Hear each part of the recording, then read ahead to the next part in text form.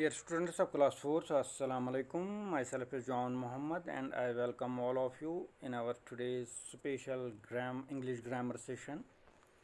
And our today's topic is about a sentence in English language. तो प्यारे बच्चों, आज का हमारा जो टॉपिक है, पहले मैं आपका खैर मकदम करता हूँ हमारे इस स्पेशल इंग्लिश ग्रामर सेशन में। तो आज का हमारा जो टॉपिक है वो इंग्लिश लैंग्वेज में सेंटेंस के बारे में है। तो आपसे रिक्वेस्ट है कि आप ध्यान से गौर से मुझे सुनिएगा और अपने मोबाइल फ़ोन के स्क्रीन पर भी आप ध्यान से देखिएगा। तो dear students, before we move on, first of all we will try to define a sentence, what a sentence actually means by its definition। तो प्यारे बच्चों, आगे बढ़ने से पहले हम जो पहला काम करेंगे वो हम सेंटेंस को डिफ़ाइन करने की कोशिश करेंगे। तो इसके लिए आप अपने मोबाइल फ़ोन की स्क्रीन पर देखिए, आपको डेफिनेशन मिलेगी यहाँ पर। I will try to show the definition, it will come on your screen, you will have to just cooperate with me, I am trying. So it is there on your screen now, mobile phone screen. You can see definition of sentence is there. तो प्यारे बच्चों, sentence की definition आ गई है आपकी screen पर, mobile phone की screen पर। You can see it there. तो as per the definition of sentence, sentence is a group of words arranged in a particular way or in a particular sequence to give a complete meaning। तो प्यारे बच्चों, इसकी जो definition है उसके मुताबिक sentence is a group of words. क्या होता है एक सेंटेंस? सेंटेंस एक ग्रुप ऑफ वर्ड्स होता है। मतलब जब बहुत सारे वर्ड्स मिलते हैं आपस में, जब भी हम बात करते हैं, सेंटेंस क्या है? जब हम एक बात करते हैं, बात शुरू करते हैं और पूरी ख़त्म करते हैं, उसके बीच हम बहुत सारे अल्फाजों का इस्तेमाल करते हैं। तो वो अल्फाज या लफ्ज़ जो होते हैं वर्ड्स बनते हैं। इंग्लिश में उनको वर्ड्स बोलते हैं। तो जब हम बहुत सारे अल्फाज का इस्तेमाल करते हैं या बहुत सारे लफ्ज़ों का इस्तेमाल करते हैं, इसी तरह इंग्लिश में जब बहुत सारे वर्ड्स का इस्तेमाल करते हैं, बहुत सारे वर्ड्स को हम यूज़ करते हैं या लिखते हैं या बोलते हैं या सुनते हैं, तो जब वो पूरे सारे वर्ड्स इकट्ठे हम चाहे लिखते हैं या सुनते हैं, मिल के जब वो कोई उसमें से कोई मतलब निकले, कोई माने खैज बात आए सामने, तो उसी को हम सेंटेंस बोलते हैं। तो इस डेफिनेशन के मुताबिक a sentence is about two things. There are two important things in this definition. One is a group of words and another is the order, the sequence or the arrangement of the words. So dear students, if you can see on your screen, as per this definition, it emphasizes on two things. One is group of words। तो प्यारे बच्चों, इस definition के मुताबिक ये group of words होता है। मतलब बहुत सारे वर्ड्स जब आपस में मिलते हैं, ये ग्रुप ऑफ वर्ड्स, मतलब ये 2 वर्ड्स हो सकते हैं, 3 वर्ड्स हो सकते हैं, 4, 5, 6, 10, जितने वर्ड्स हो सकते हैं। जितनी कोई लंबी बात करेगा उतने ज़्यादा वर्ड्स उसमें आएंगे इंग्लिश में या उर्दू में जैसे।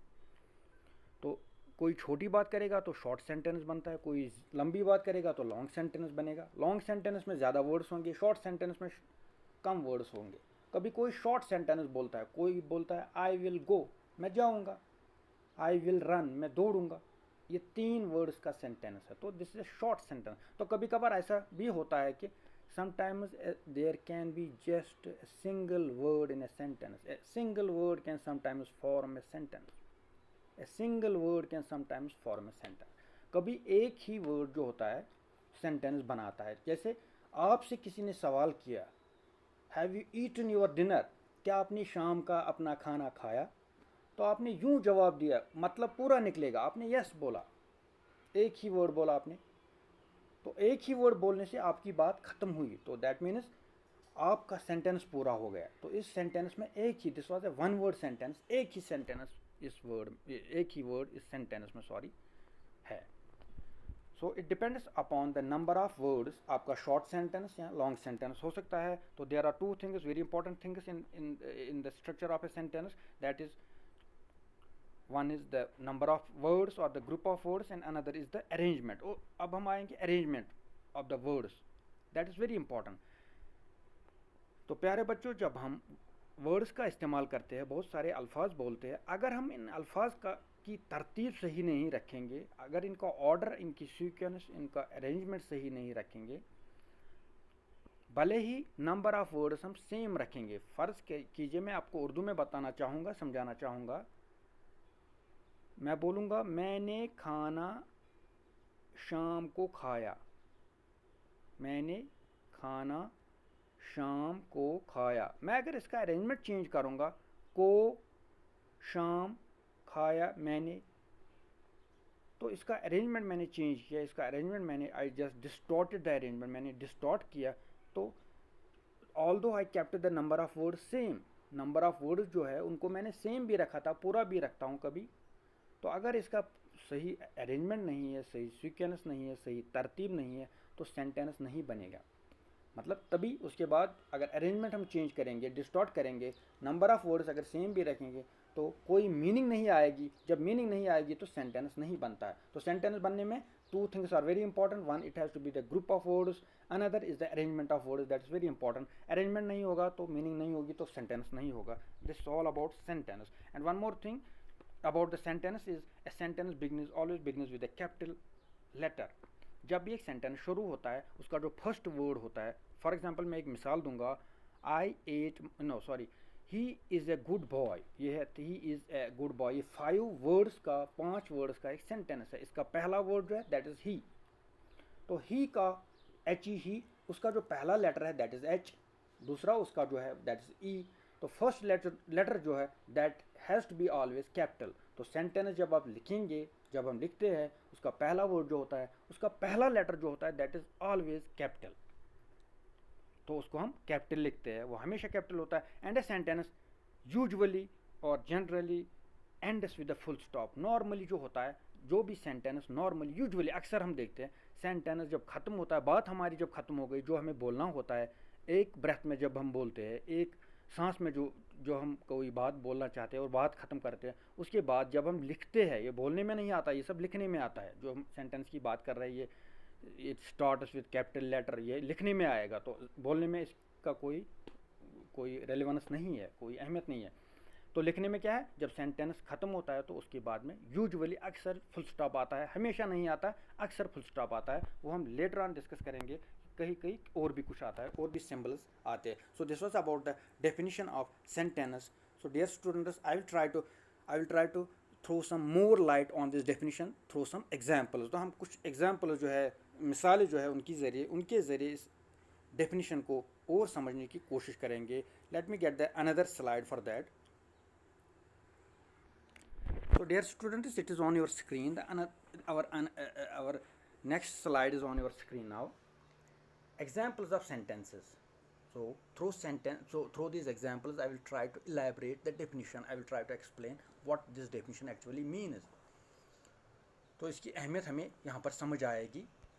तो एग्जाम्पल जो है, मिसालें जो है, कुछ सेंटेंसेस की मैंने ग्रीन कलर में, अगर आप देख सकते हैं पैरेट ग्रीन में, मैंने यहाँ पर कुछ एग्जाम्पल्स दी है सेंटेंसेस की। ये पूरे सेंटेंस है, राइट सेंटेंस है, ठीक सेंटेंस है। तो राइट साइड, आपके राइट साइड में, स्क्रीन के राइट साइड में, इफ़ यू कैन सी, अगर आप देख सकते हैं, मैंने 3 लाइनें जो है रेड कलर से लिखी हुई है। तो लेफ़्ट साइड, आपके लेफ़्ट साइड, स्क्रीन के लेफ़्ट साइड में जो है, ये properly arranged, properly sequenced words है या सेंटेंसेस है। ये राइट सेंटेंसेस है, ये ठीक सेंटेंसेस है। राइट साइड में जो 3 लाइनें लिखी हुई है, ये सेंटेंसेस नहीं है, ये वर्ड्स। मैं आपको बताना चाहूँगा, लेफ़्ट साइड में सेंटेंस है, इसमें जितने भी वर्ड्स है, राइट साइड में हमने नंबर ऑफ़ वर्ड्स बराबर रखा है, number of words that we haven't changed, number of words is same, but there is no meaning because the order has been changed, the sequence has been changed, the arrangement has been changed, or I can say the numbering has been changed. आपके left side में जो है, पहली आप example देख सकते हैं। I will try to increase it size. He is a brave boy. तो प्यारे बच्चों, हमारी पहली एग्जांपल जो है, he is a brave boy, वो एक बहादुर लड़का है, इसकी मीनिंग ये है। तो इसमें जो है अगर आप देखेंगे वन ही हो गया, 1 2 3 4 5, दिस इज 5 वर्ड सेंटेंस। इस सेंटेंस में 5 वर्ड्स हमारे हैं। ही है फर्स्ट, इज दूसरा है, ए ब्रेव ब्रेव बॉय पांचवा है बॉय।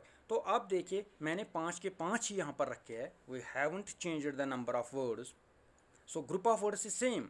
ग्रुप इसमें जो है 5 वर्ड्स का है, but I have changed the order. मैंने ऑर्डर जो है पहले वाले को दूसरी या तीसरी जगह पर लाया है, लास्ट वाले को बीच में घुसाया है। तो when the order is changed, आप देखिए तो क्या होता है, उसके बाद क्या होता है। मैंने ऑर्डर चेंज किया है, इसका जो है इसकी तरतीब चेंज की है। पहले क्या था, he is a brave boy, वो एक बहादुर लड़का है। आप समझ सकते हैं इसकी मीनिंग। तो इस अब जो रेड कलर से लिखा गया है इसी एग्जाम्पल के राइट साइड में, it is brave is he boy.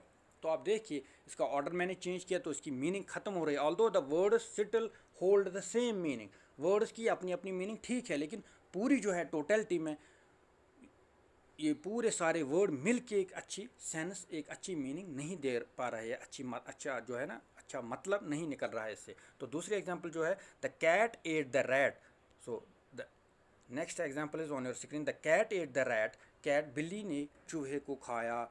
इसका राइट साइड में अगर आप देख सकते हैं, I am trying to show it through this example कि ऑर्डर कितना इंपॉर्टेंट है। Although the order is same, दूसरी एग्जाम्पल देखिए, ऑर्डर सेम है, sorry number is same, order change हुआ है, the ate the rat big cat. तो इसकी कोई मीनिंग नहीं है, although the number is same. Number same रखने से सेंटेंस नहीं बनता जब तक कि आप इसका ऑर्डर भी सेम नहीं रखेंगे। उसके बाद third example is Kolkata is a big city. Kolkata is a big city, Kolkata एक बड़ा शहर है। आप इसके राइट साइड में देखिए इसका ऑर्डर डिस्टॉर्ट किया है, ख़राब किया है। City is big Kolkata is, city a big Kolkata is, इसकी मीनिंग ख़त्म हो गई है। तो इसके बाद कुछ 2-3 एग्जाम्पल्स जो है सेंटेंस के, वो सेंटेंस है वो ठीक सेंटेंस है। वेयर डू यू लिव, यहाँ पर आप देख सकते हैं इस सेंटेंस के आखिर में जो है फुल स्टॉप नहीं है, इसको हम नोट ऑफ इंट्रागेशन बोलते हैं। ये मैं आपको लेटर ऑन बताऊंगा, हमारे इंशाल्लाह अगले वीडियो में आपको बताएंगे कि सेंटेंस के आखिर में हमेशा फुल स्टॉप नहीं होता है। Wow that's is great, what is your name. तो these are another 3 examples of sentences. तो होप आपने समझा, उम्मीद है कि आपने सेंटेंस को पूरा समझा होगा एग्जाम्पल्स के ज़रिए। इंशाल्लाह हम नेक्स्ट वीडियो में कोशिश करेंगे, we will read about, I will try to explain the types of these sentences in our next video. तो तब तक आप अपना ख्याल रखिए। अल्लाह हाफिज़।